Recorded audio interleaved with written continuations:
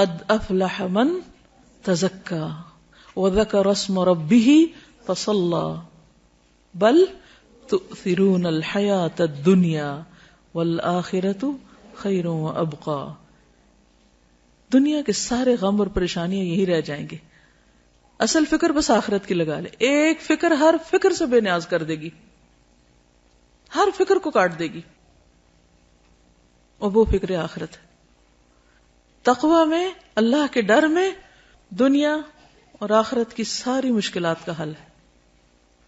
اللہ کا وعدہ ہے, اللہ نے اہل کتاب سے وعدہ کیا تھا کہ اگر وہ اپنی کتاب کو قائم کرتے, اس پر عمل کرتے, تو لَأَكَلُوا مِن فَوْقِهِمْ وَمِن تَحْتِ أَرْجُلِهِمْ, آسمان سے بھی رزق برستا, پاؤں کے نیچے سے بھی نکلتا. رزق کی تنگی فراوانی یہ سب بھی اللہ کے ڈر کے ساتھ. اللہ سے ڈرنے والے بن جائیں, گناہوں سے بچیں, ساری مشکلات آسان ہو جائیں گی. لیکن یہ نقطہ ہمیں سمجھ میں نہیں آتا. انسان کے رزق میں رکاوٹ اس کے اپنے گناہوں کی وجہ سے ہوتی, انسان پہ حالات کی تنگی اس کے اپنے گناہوں کی وجہ سے ہوتی ہے. تو ہم سب کو نحوستیں باہر سے نہیں اندر سے دیکھنی چاہیے. سب سے بڑی نحوست گناہوں کی نحوست ہے, اللہ کی نافرمانی کی نحوست ہے. جس جگہ پر نماز نہ پڑھی جائے وہ جگہ منحوس ہو جاتی. تو یہ دیکھیں کہ کہاں گناہ ہو رہے ہیں. اگر ہمارے گھروں میں ہر وقت میوزک بج رہا ہے, اور رحمت کے فرشتے کہاں سے آئیں گے؟ ہر طرف تصویریں لٹک رہی, رحمت کے فرشتے کہاں سے آئیں گے؟ خیر و بھلائی کہاں سے ہوگی؟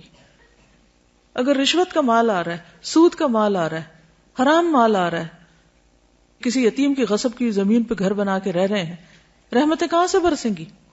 نحوست تو یہ ہے, ان خرابیوں کی نحوست ہے, ان حرام کاریوں کی نحوست ہے جس کو ہم نہیں سمجھ پاتے, اور ہم بلیم کرتے ہیں دوسروں کو. اس نے نظر لگا دی, اس کا قدم ایسا پڑ گیا, فلاں کی وجہ سے مصیبت آ گئی. مصیبتیں اندر سے اٹھتی ہیں, ان کی فکر کرنے کی ضرورت ہے. ہر گندگی کو اپنے اندر سے نکالنے کی ضرورت ہے, چاہے وہ شرک کی گندگی ہو, جو قرآن مجید میں آتا ہے نا, فَاجْتَنِبُوا الرِّجْسَ مِنَ الْأَوْثَانِ, بتوں کی گندگی سے بچو. اگر گھر میں بت رکھے ہوئے ہم نے تو نحوست تو آئے گی, رحمت کہاں سے آئے گی؟ تو عربوں کے ہاں عموماً جب فال لیتے تھے تو پرندوں سے لیتے تھے. تو ایسا شخص جو برا شگون لے, اس کے بارے میں آپ نے فرمایا, من ردتہ الطیرۃ من حاجۃ فقد اشرک. قالوا یا رسول اللہ ما کفارۃ ذلک؟ قال ان یقول احدهم اللهم لا طیر الا طیرک ولا خیر الا خیرک ولا الہ غیرک. جو شخص کسی سے بدفعلی پکڑ کر اپنے مقصد سے لوٹ آیا, اس نے شرک کیا. صحابہ کرام نے پوچھا, اللہ کے رسول صلی اللہ علیہ وسلم اس کا کفارہ کیا ہوگا؟ فرمایا, وہ کہے, اے اللہ, تیری دی ہوئی بھلائی کے سوا کوئی بھلائی نہیں, اور تیری فال کے سوا کوئی فال نہیں, اور تیرے علاوہ کوئی معبود نہیں. اب یہ شرک کیسے ہوتا ہے؟ مثال کے طور پر ایک شخص گھر سے نکلا, کالی بلی راستہ کاٹ گئی, تو اس نے اسے منحوس سمجھا اور وہ گھر واپس آ گیا, کام کے لیے گیا ہی نہیں. تو میں نے کالی بلی دیکھ لی تھی, وہ آگے سے گزر گئی تھی, تو میں نے سوچا کہ اب میرا کام ہوگا نہیں, اس لیے میں واپس آ گیا. یہ شرک ہے, یہ شرک ہے. اور یہ اس قسم کا شرک ہے کہ جس کو ہمارے معاشرے میں کھیل مذاق کے طور پہ لیا جاتا ہے, ان کو برا بھی نہیں سمجھتا. لوگ ایک دوسرے کے سامنے ایسی باتیں کھلے عام مجلسوں میں کر رہے ہوتے ہیں, اور کوئی کسی کو روکتا ہی نہیں ہے, اور کوئی احساس بھی نہیں کرتا کہ وہ کس قسم کا جملہ بول رہا ہے. بظاہر یہ ایک معمولی سی بات ہے, مگر حقیقت میں یہ شرک ہے, کیونکہ کسی بھی شخص کا نفع یا نقصان بلی کے ہاتھ میں نہیں. اکثر ایسا ہوتا ہے کہ اپنی لاپرواہی کی وجہ سے کوئی کام خراب ہو جاتا ہے, اور شیطان ہمیں سجاتا ہے کہ یہ ساری خرابی فلاں کی وجہ سے ہوئی, ہم اس کو بلیم کرنے لگتے ہیں. آج صبح صبح اس کا منہ دیکھ لیا تھا, اس لیے فلاں اور فلاں کام خراب ہو گیا. یہ جملہ بھی نہیں بولنا چاہیے. اسی طرح آنکھ پھڑکنے سے خوف زدہ ہو جانا, یہ ہاتھ میں کھجلی ہونے سے امید لگا بیٹھنا کہ آج مال ملے گا, یہ جوتے پہ جوتا آ گیا تو سفر پیش آئے گا. رنگوں سے شگون لینا بھی ہمارے معاشرے میں عام ہے. مثلا سیاہ رنگ نہ پہننا کہ بیمار پڑ جائیں گے, ہمارے خاندان میں سیاہ رنگ جو ہے وہ ایسے اور ایسے اثرات رکھتا ہے, اس قسم کی باتیں کرتے ہیں لوگ, یہ رنگ ہمیں سوٹ نہیں کرتا. یا یہ کہ احترام کے منافی کیونکہ خانہ کعبہ کا غلاف کالا ہے, سب جوتا نہ پہننا کہ بے ادبی ہوگی کیونکہ گنبد کا رنگ سبز ہے. تو یہ خود ساختہ طور پر کچھ چیزوں کو حلال یا حرام کر لینا ہے, اس کی بھی ہمیں اجازت نہیں ہے. یعنی اپنے طور پر جو تمہاری زبانیں جھوٹ گھڑتی ہیں کہ یہ حلال ہے یہ حرام ہے، ایسا مت کہو، اس کی اجازت نہیں ہے۔ یہ سب وسوسے اور توہمات ہیں جن کی حقیقت اس کے سوا کچھ نہیں کہ شیطان انسان کو شرک میں مبتلا کر کے اس کے اعمال ضائع کروائے۔ یہ سب شیطانی حربے ہیں۔ یہ توہمات اور بدشگونیاں انسان کو اندر سے کمزور کر دیتی ہیں۔ انسان پھر کون سا کام کر پائے گا کہ اگر ہر چیز کے ساتھ اس نے کوئی نہ کوئی فکر باندھی ہوئی یا کوئی وہم کرتا ہے۔ اس کے برعکس اللہ کی ذات پر ایمان اور توکل انسان کو جرت، بہادری اور اعتماد دیتا ہے، اسے جینے کا ڈھنگ سکھاتا ہے۔ چنانچہ ایسے کسی بھی خیال کو دل سے نکال کر اللہ پر توکل کرتے ہوئے اپنا کام جاری رکھنا چاہیے۔ عبداللہ بن مسعود سے روایت ہے کہ رسول اللہ صلی اللہ علیہ وسلم نے فرمایا الطیرۃ شرکن الطیرۃ شرکن ثلاثا، یعنی 3 بار فرمایا، وما منا الا ولکن اللہ یذہبہ بالتوکل، بدشگونی شرک ہے، بدشگونی شرک ہے، 3 بار کہا، اور ہم میں سے کوئی ایسا نہیں مگر اسے وہم ہو جاتا ہے، لیکن اللہ تعالیٰ توکل کی وجہ سے اسے دور کر دیتے ہیں۔ یعنی ہر ایک کے دل میں وہم تو آتے ہی ہیں، آتے ہیں نا، لیکن جب انسان اللہ پہ توکل کرتا ہے تو وہم دور ہو جاتے ہیں، اور یہ ہونے چاہیے، ورنہ تو انسان کچھ کرنے کے قابل ہی نہ رہے۔ ہر چیز کے ساتھ رسک انوالو ہے۔ اس روز جب میں نے وہ حدیث پڑھی نا کہ جو شخص کبر کی وجہ سے اپنے چادر لٹکاتا ہے، تو ایک شخص ایسا کر رہا تھا، اللہ نے اس کو دھنسا دیا اور زمین میں قیامت تک دھنسایا جاتا رہے گا۔ تو ایسے میں اس کی ویژننگ کر رہی تھی، ایسی تصور میں لا رہی تھی کہ اس زمین جیسے میں جہاں بیٹھی ہوں اس کے نیچے کیا ہے، اگر یہ کھلے تو اس کے اندر کیا ہوگا۔ تو ایک دم میں کانپ اٹھی، تو میں نے سوچا کہ ہم کتنی خطرناک جگہ پہ بیٹھے ہوئے ہیں۔ یعنی زمین جو ہے اللہ نے اس کو ٹکایا ہوا کہ ہم ٹکے ہوئے اس پر، الم نجعل الارض مہادا، تو مہاد بنایا ہوا تو ہم آرام کر رہے ہیں، ورنہ اگر یہ پھٹنے لگ جائے اور انسان اندر اترنے لگ جائے تو سوچے کہاں جا کے پہنچے، کہاں پہنچے۔ تو اللہ تھامتا ہے۔ آسمان کی طرف دیکھو کیسے اللہ نے پرندوں کو وہاں تھاما ہوا، ہمیں زمین پہ تھاما ہوا ہے، اگر اس کا اذن نہ ہو تو کہیں کہ کہیں پہنچ جائے، ہم تو کہیں بھی نہیں بچ سکتے۔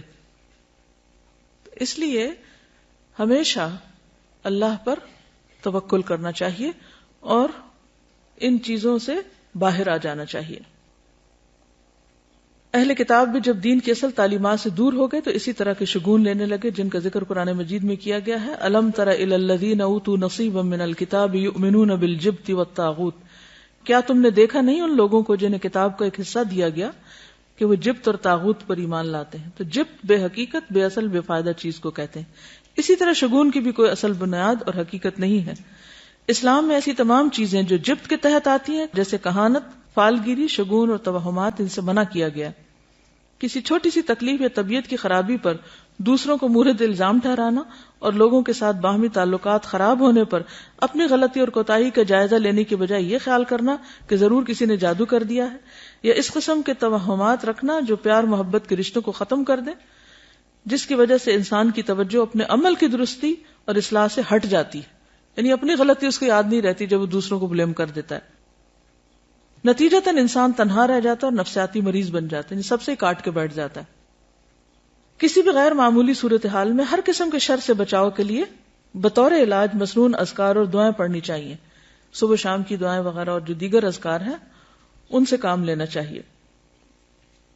پھر اسی طرح حضرت ابو ہریرہ سے روایت ہے، صحیح بخاری کی روایت ہے کہ آپ صلی اللہ علیہ وسلم نے فرمایا لا عدوى ولا طیر ولا ہام ولا صفر وفر من المجذوم کما تفر من الاسد، مرض کا لگ جانا، نحوست، الو اور سفر کچھ نہیں، اور جزامی سے اس طرح بچو جس طرح شیر سے بچتے ہو۔ تو اصل بات یہ ہے کہ عربوں کے ہاں کچھ ایسی چیزیں رائج تھیں کہ جن کی وجہ سے وہ بہت زیادہ پریشانیوں کا شکار رہتے تھے، تو نبی صلی اللہ علیہ وسلم نے ان چیزوں کو بے حقیقت بتائی، جو ہم نے پڑھا نا جبت، بے حقیقت، بے فائدہ چیزیں، تو ان میں ان چیزوں کا کچھ ذکر ہے۔ اب آپ دیکھیے کہ نبی صلی اللہ علیہ وسلم کا یہ جو قول ہے ہامہ، کیا مطلب ہے اس کا؟ ہامہ کوئی چیز نہیں۔ جب نظر کا وہ دم پڑھتے ہیں نا، جو دعا پڑھتے ہیں اعوذ بکلمات اللہ التامات من کل شر و شیطان و ہامۃ، وہ وہامہ نہیں ہے، وہ ہامہ، الگ الگ ہے، واو اور ہامہ۔ تو یہ ہامہ کیا ہے؟ تو بقیہ کہتے ہیں کہ میں نے محمد بن راشد سے یہ بات پوچھی کہ یہ کیا چیز ہے، تو انہوں نے کہا کہ جاہلیت میں لوگ کہا کرتے تھے کہ جب بھی کوئی شخص مر جاتا ہے اور اسے دفن کیا جاتا ہے تو اس کی قبر سے ایک الو نکلتا ہے. یہ دور جاہلیت کی ایک سوچ ہے. بقیہ کہتے ہیں میں نے سفر کے متعلق پوچھا تو انہوں نے کہا جاہلیت کے لوگ سفر کے مہینے کو منحوس خیال کرتے تھے. وجہ تو پیچھے آپ پڑھ ہی چکے ہیں. اس میں جنگ و جدل بہت ہوتی, قتل و غارت ہوتی, گھر خالی ہو جاتے, تو ان سب چیزوں کو منحوس قرار دیتے. تو نبی صلی اللہ علیہ وسلم نے فرمایا سفر کچھ نہیں, یعنی اس کی نحوست نہیں ہے. محمد بن راشد کہتے ہیں کہ میں نے ان لوگوں کو بھی سنا جو کہتے ہیں کہ سفر ایک پیٹ کے درد کا نام ہے, یعنی ایک بیماری ہے, اور وہ لوگ کہا کرتے تھے کہ یہ متعدی ہوتا ہے, یعنی دوسروں کو لگ جاتا ہے. تو آپ نے فرمایا کہ سفر کی کوئی حقیقت نہیں. ٹھیک ہے, تو یہ جو حدیث ہے نا لا عدوى ولا طیر ولا حام ولا سفر, یہ سب بے حقیقت چیزیں ہیں, جبت ہے. ٹھیک ہے. اشہب کہتے ہیں کہ امام مالک سے رسول اللہ صلی اللہ علیہ وسلم کی قول لا سفر, سفر کچھ نہیں ہے کے بارے میں سوال کیا گیا تو انہوں نے کہا کہ اہل جاہلیت سفر کے مہینے کو 1 سال حلال کر لیتے اور 1 سال حرام کر دیتے. تو نبی صلی اللہ علیہ وسلم نے فرمایا سفر کچھ نہیں ہے. ابن عباس کہتے ہیں, یہ صحیح بخاری کی روایت ہے, کہ عرب سمجھتے تھے کہ حج کے دنوں میں عمرہ کرنا روئے زمین پر سب سے بڑا گناہ ہے. کیا سمجھتے تھے عرب دور جاہلیت میں؟ کہ حج کے مہینوں میں عمرہ نہیں کیا جا سکتا, بہت بڑا گناہ سمجھتے تھے اس کو. یہ لوگ محرم کو سفر بنا لیتے اور کہتے کہ جب اونٹ کی پیٹھ سستا لے اور اس پر خوب بال اگ جائیں اور سفر کا مہینہ ختم ہو جائے, یعنی حج کے ایام گزر جائیں, تو عمرہ حلال ہوتا ہے. پھر جب نبی صلی اللہ علیہ وسلم اپنے صحابہ کے ساتھ چوتھی کی صبح کو, یعنی ذوالحج کی 4 تاریخ کو حج کا احرام باندھے ہوئے آئے تو آپ نے انہیں حکم دیا کہ اپنے حج کو عمرہ بنا لیں, پہلے عمرہ بھی کریں. یہ حکم عرب کے پرانے رواج کی بنا پر صحابہ پر بھاری گزرا کہ اچھا, کیونکہ دور جاہلیت میں وہ اس مہینے میں عمرہ نہیں کرتے تھے, حج کے مہینے میں. تو اللہ سبحانہ وتعالیٰ نے ان کو اکٹھا کر دیا, وَأَتِمُّ الْحَجَّ وَالْعُمْرَةَ لِلَّهِ, اور نبی صلی اللہ علیہ وسلم نے بھی حج تمتع کو بہتر قرار دیا, افضل قرار دیا. اسی لیے عبداللہ بن عمر جو تھے وہ اپنے والد سے ناراض ہوئے تھے کہ نہیں, میں تو تمتع کی نیت کروں گا میں, کیونکہ دور جاہلیت کی اس رسم کو بھی کاٹا جا رہا تھا. ہم ویسے پڑھتے ہیں, کہتے ہیں واٹ اے بگ ڈیل, یعنی کہ کیوں اس کو اتنا اسٹرکٹلی لیا جا رہا ہے. اور آپ نے یہ بھی فرمایا کہ قیامت تک کے لیے حج اور عمرہ اکٹھے ہو گئے ہیں. تو یہ عربوں کی دور جاہلیت کی رسم کے خلاف تھا. تو اس پر صحابہ پر یہ بات بھاری گزری. تو انہوں نے پوچھا یا رسول اللہ, عمرہ کر کے ہمارے لیے کیا چیز حلال ہو گئی؟ فرمایا تمام چیزیں حلال ہو جائیں گی, پھر حج کے لیے احرام دوبارہ باندھنا ہوگا, کیونکہ وہ تو ایک ہی احرام پہن کے آتے اور اسی میں حج کرتے تھے. تو یہ جو اونٹ کی پیٹھ کے بال اگنا دوبارہ کا مطلب کیا ہے کہ جب حج کا سفر ایک دفعہ آ گئے تو پتہ نہیں کہاں کہاں سے لوگ آئیں گے. الا کل دامر یاتین من کل فج عمیق, تو اتنا سفر کرتے تھے کہ اونٹوں کی پیٹوں کے بال جو تھے وہ بےچارے گھس گھس کے بالکل ننگی ہو جاتی تھی. پھر وہ لا کے چھوڑ دیتے, وہ مہینہ حج کے مناسک وغیرہ ادا ہو رہے ہیں, لیکن عمرہ نہیں کرتے تھے. اتنے میں دوبارہ بال آ جاتے تھے, یعنی کہ واپسی کی تیاری شروع ہو گئی. تو کبھی وہ محرم کو سفر بنا لیتے کہ یہ تو حج کا مہینہ نہیں ہے, اس لیے اس میں ہم عمرہ کر لیتے ہیں, اور پھر جو اصل سفر ہوتا اس کو محرم قرار دے دیتے. اس کو قرآن مجید میں کیا کہا گیا؟ سورۃ التوبہ آیت 37, انما النسیء زیادۃ فی الکفر. نسی کیا ہوتا تھا؟ مہینوں کا عدل بدل. یضل بہ الذین کفروا, اہل کفر اس سے گمراہ کیے جاتے, یعنی کرنے والے تو چند ایک ہوتے, باقی سب کو بھی مس لیڈ کرتے. یحلونہ عاما ویحرمونہ عاما, کسی مہینے کو 1 سال حلال کر لیتے اور اگلے سال اسی کو حرام قرار دے دیتے. تو عموماً حرام مہینے کو اپنی مرضی کرنے کے لیے حلال کر لیا کرتے تھے. اور اس کی ضرورت کیوں پیش آتی؟ تاکہ وہ جو دور جاہلیت کے توہمات اور غلط رسمیں تھیں ان کو پورا کر سکیں. لیواطئوا عدۃ ما حرم اللہ, تاکہ گنتی پوری کریں جو اللہ نے حرام قرار دیا. فیحلوا ما حرم اللہ, تو صرف اس گنتی پوری کرنے کے لیے اللہ کی حرام کردہ چیز کو اپنے ہاتھ میں لے کر اس کو حلال کر دیتے. زین لہم سوء اعمالہم, ان کے اعمال ان کے لیے خوبصورت بنا دیے گئے. واللہ لا یہدی القوم الکافرین, اللہ کافر قوم کو ہدایت نہیں دیتا. تو سفر جو ہے اس کی کوئی حقیقت نہیں. اور کس چیز کی حقیقت نہیں؟ حامہ کی نہیں. ٹھیک ہے، حامہ کیا ہے؟ الو. ٹھیک، جو قبر سے نکلتا ہے. اچھا، یہ جو تصور تھا نا کہ مردہ جو ہے اس کے اندر سے الو نکلتا ہے، تو پھر وہ کہتے ہیں کہ وہ الو گھر میں آتا ہے اور آ کے مردے کی باتیں بتاتا ہے کہ اس کے ساتھ کیا ہوا ہے. یعنی اس قسم کی خرافات بھی ہیں.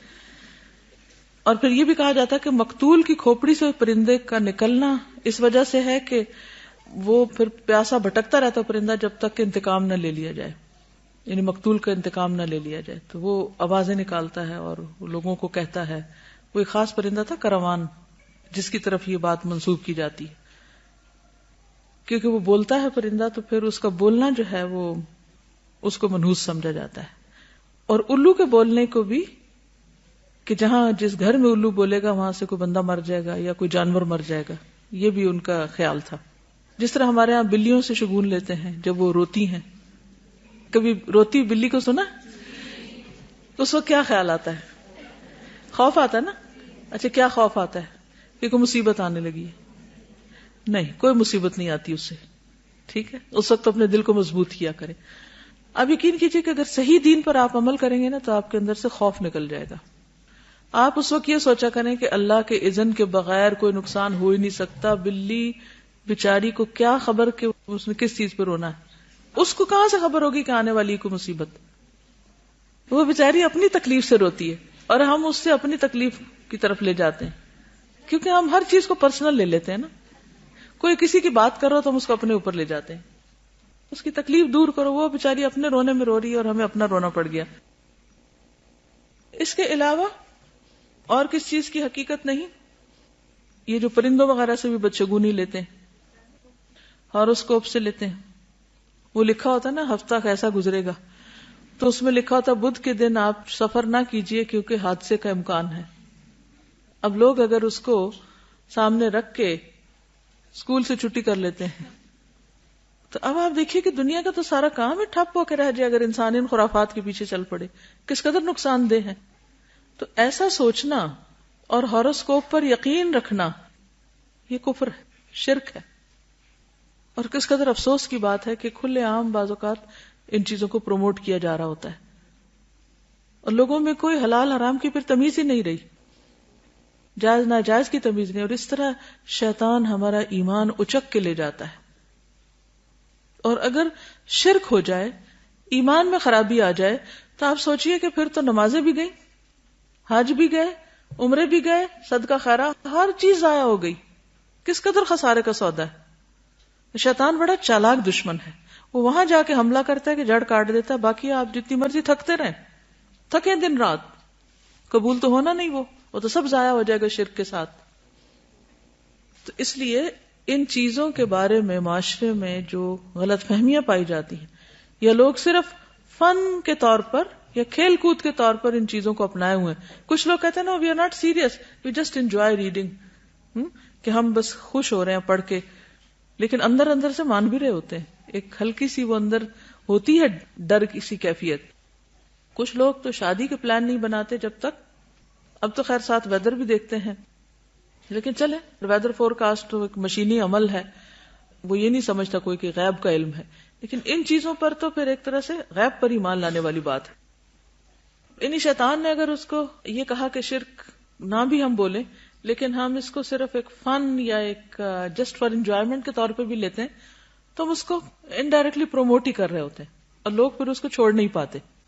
تو اس لیے بہت ضروری ہے کہ ایسی ساری کتابوں کو گھر سے نکال کے جلا دیا جائے، پھینک دیا جائے، کوئی اور بھی نہ پڑھے. موبائل فون پہ آتا ہے، استغفر اللہ.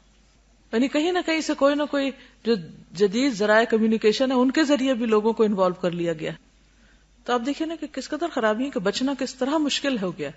آپ صلی اللہ علیہ وسلم فرمایا تھے کہ میری امت میں شرک کس طرح داخل ہو جائے گا، جیسے سیاہ رات میں سیاہ پتھر پر سیاہ چونٹی، کہ نظر بھی نہ آئے، پتہ بھی نہ چلے.